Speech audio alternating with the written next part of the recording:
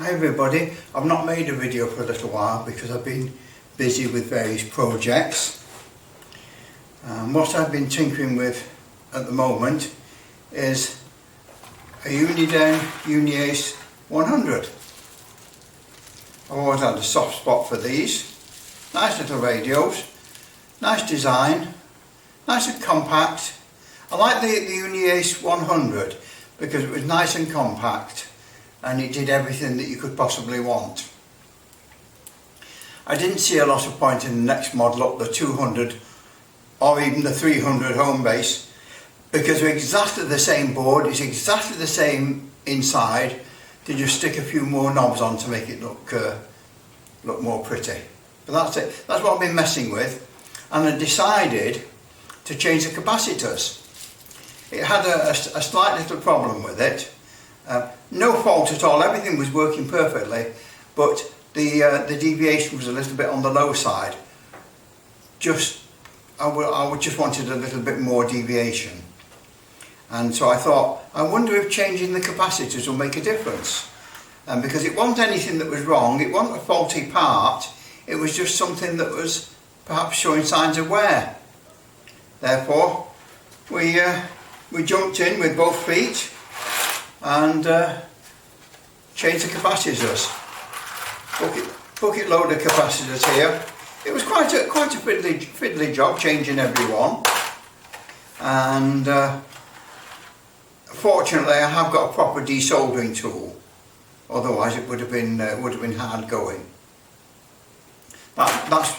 Doing that kind of job, to do it without a good desoldering tool, well, you're making hard work for yourself.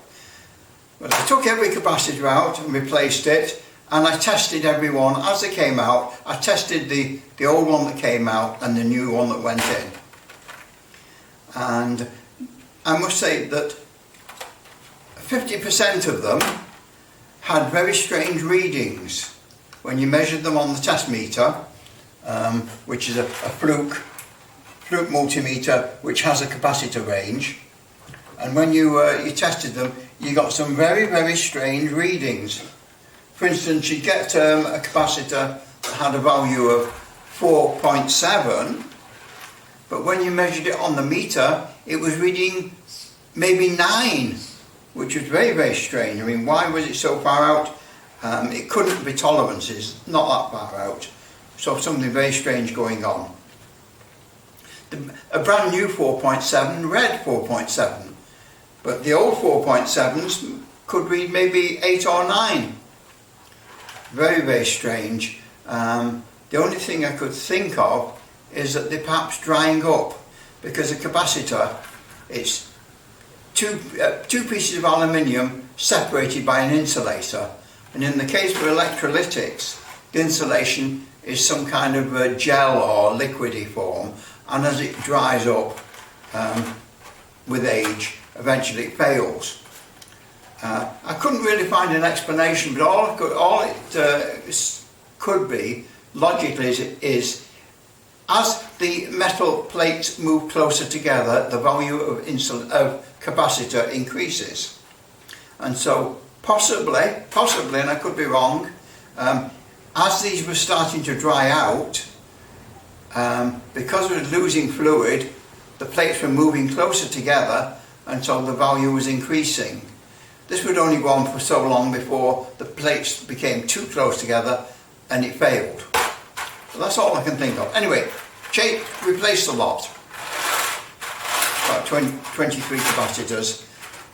Expecting some dramatic change in performance. But I didn't get it. It still performed exactly the same before as afterwards, really. Right, let's run a few tests on this little radio now, just to see what's going on with it. Put the various bits of gear on, and we'll see what's happening. Switch the CB off in the room, because we don't want anybody coming through. Make sure we've got the right power lead. I'm being buried under a sea of CB radios at the moment. Right, switch on, put it on channel 20, check everything's there, yep, everything seems to be plugged in that should be.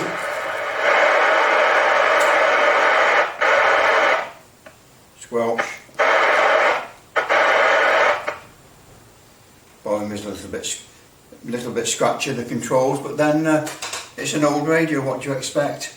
Right, so, key up, first of all. 4 watts, and we haven't got a frequency display. Plug in frequency counter.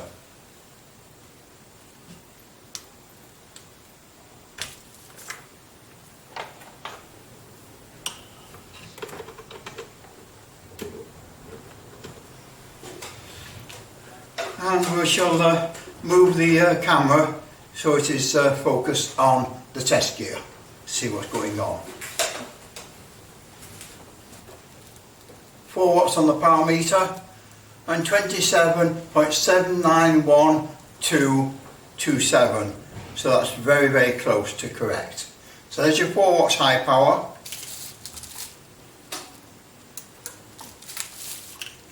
.4 watt low power.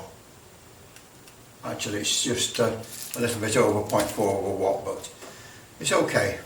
So the high power is working, low power is working. Now what else do we want to check on transmit? Okay, we want to check the deviation. So let's put the deviation meter on and see what's happening deviation wise. Key up the transmitter, and the deviation meter is on the 0 to 3 scale. Hello. There we go. 2.2k-ish peak. So it's somewhere between the 2 and the 2.5, about 2.2k peak deviation. So that is absolutely spot on. Nothing wrong with that. The other thing that we've got to do then is we'll check the power. We've checked the frequency, we've checked the deviation. So now let's see what it's like on receive. Okay, on channel 20, cyanide meter is up near the 0 dBs. Give it a signal now.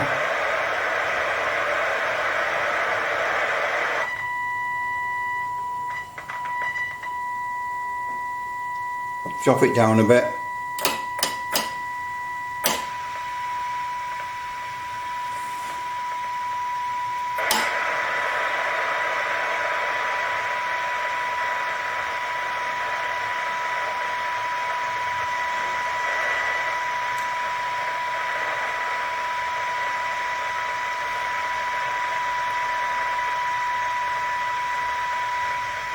And there's your cyanide figure.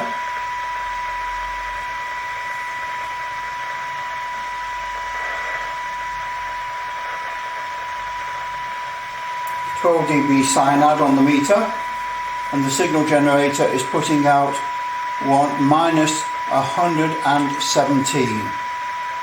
Minus 117 dBs for 12 dB cyanide. Not the most sensitive of CB radios, but that's it.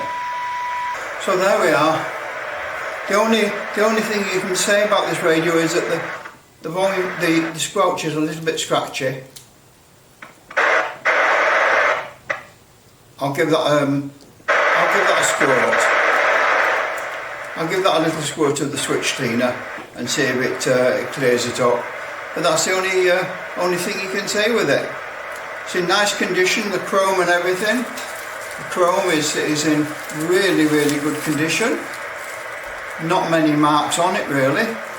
Not many marks on the case. Nice little radio. Brand new microphone, brand new power lead. It's all working very well. So I'll just give a little bit of a squirt. The volume control is okay. Just a scotch. But that'll probably probably buck up with a bit of use anyway. Just wants a bit of use. So that's it. What can you say? Uniace 100. Completely fresh set of capacitors. Everything is absolutely on the nose as far as spec goes. Not as sensitive as some receivers, but then the Unidens were always supposed to be very good at bleed over, and that was possibly because they wasn't as super sensitive as some of the counterparts that did suffer from the bleed over. But it's well within spec, and I really love these little Uniden radios. Thanks for watching.